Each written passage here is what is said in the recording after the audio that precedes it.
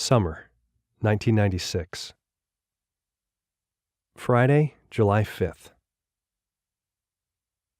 The first time I did crystal methamphetamine, I was 19, sitting in the back seat of Jake's silver 1988 Oldsmobile Cutlass Sierra, with my girlfriend Leah beside me. The rest of the crew was filled out with Jake in the driver's seat, Mark sitting shotgun, and Tony in the back seat with Leah and me. We were parked in our favorite drinking and smoking location, which we had named Miller's Crossing. I was the oldest of the group, and Leah was the youngest at 17. We all still lived with our parents, so finding a place to drink, do drugs, and partake in debauchery was always a challenge. Miller's Crossing was the ideal destination. On a map, the spot was off Oak Street and Montgomery Avenue in Littleton, Colorado, a suburb southwest of Denver.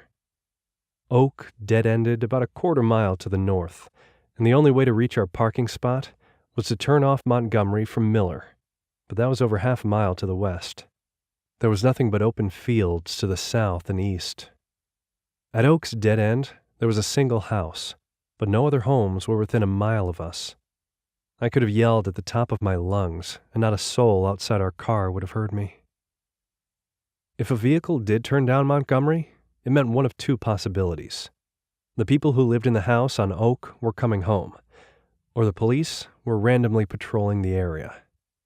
In the latter case, we would have to either ditch all the alcohol and illegal substances, or elect someone to take the contraband and sprint for safety into the field.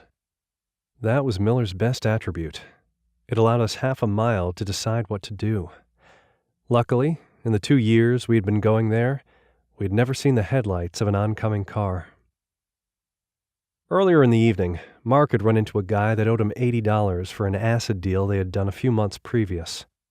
Mark fronted the guy 20 hits of LSD-25, and the guy promised he would pay Mark back a few days later. The guy had been avoiding Mark since that night, but the two finally ran into each other outside a gas station named Total. The guy did a pathetic job of explaining how he'd been trying to get a hold of Mark. "Dude, I paged you a bunch of times, but you never called me back, and I forgot your home number."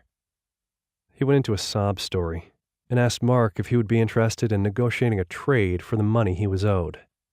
"What kind of trade?" Mark asked. The guy offered up a quarter of crystal meth and a quarter of cocaine in exchange for the money. Mark began calculating the exchange rates of coke and crystal versus the finest acid currently available. After a few moments, he put his hand out. "You got yourself a deal," he said, as they shook hands. Less than 10 minutes after Mark walked out of the bathroom in Total with 2 baggies of white powder in his pocket, we were parked at Miller's Crossing. Jake barely had the car parked before Mark and Tony had snorted their respective lines. Jake and Leah followed suit. It was now my turn. In my right hand, I held the CD case for Rage Against the Machine's self-titled album. Grooves and scratch marks on its plastic surface told the stories of the numerous lines that had been cut out on it over time. My line was around 4 inches long and covered almost the entire length of the CD case. Underneath the cocaine, I could see the black and white album artwork of a Buddhist monk engulfed in flames. In my left hand, I held a tutor, the device used to snort meth, coke, heroin, or any other desired powder into your nose. Tutors can be anything from a rolled-up dollar bill to a hollowed-out pen, or any other thinly shaped cylindrical item. In this case, it was a McDonald's plastic straw that had been cut into thirds. To say that I was nervous would be an understatement. The CD case was shaking violently, shifting the cocaine from its perfectly straight line. I wasn't nervous about overdosing. Don't get me wrong, having a heart attack and dying the first time I snorted anything would have been a shame. Acutely aware of my extremely addictive personality, I was actually worried about liking it too much. I had smoked marijuana almost every day since my junior year of high school, and I'd been drinking a few nights a week for almost as long. Personally, I would have preferred to drink more often, but finding a willing buyer of booze for underage kids was more of an obstacle than purchasing weed. Marijuana was always only 1 or 2 phone calls away. I looked up from the CD case, and everybody in the car had their eyes on me, Jake and Mark started a chant. Cannonball! Cannonball! It was a reference to the scene in Caddyshack where Carl, Bill Murray's character, hands a joint to Ty, played by Chevy Chase. Ty takes a hit off the joint, then Carl hands him a bottle of cheap wine to chase the marijuana. Our version contained a revision. Instead of weed and alcohol, our cannonball required me to inhale a hit of crystal meth, then snort a line of cocaine.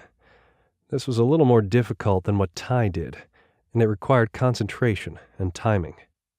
Naturally, lungs want to exhale before they inhale again.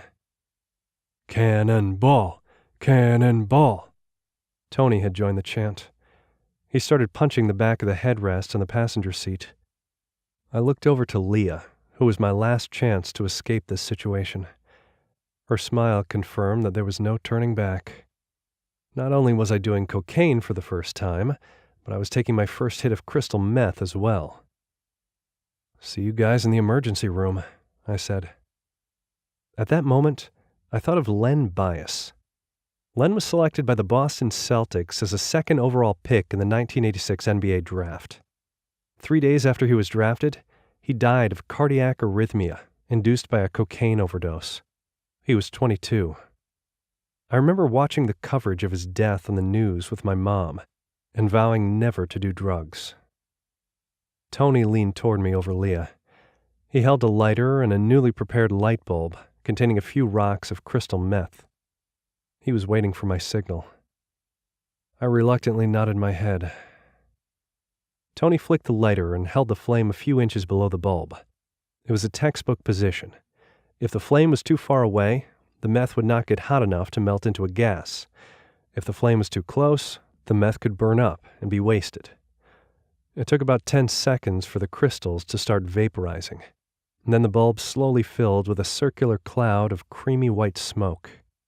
When it was about half full, I knew it was the start of my countdown. Tony released the spark wheel on the lighter, and the flame disappeared. I took a last glance at the others, hoping that someone would intervene. No such luck. I placed the tutor into the bulb, leaned forward, closed my eyes, and inhaled the smoke. The chant resumed, but louder this time. Cannonball! Cannonball!